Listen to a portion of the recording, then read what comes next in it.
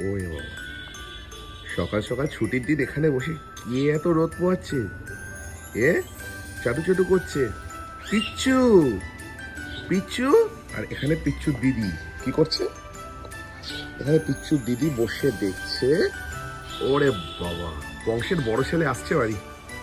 এই যে মিঠাই, হাই মিঠাই, নিকুতু, মিঠাই দাদা বাড়ি আসছে। যাও যাও, মিঠাই দাদাকে ওয়েলকাম করো, যাও যাও যাও যাও যাও যাও।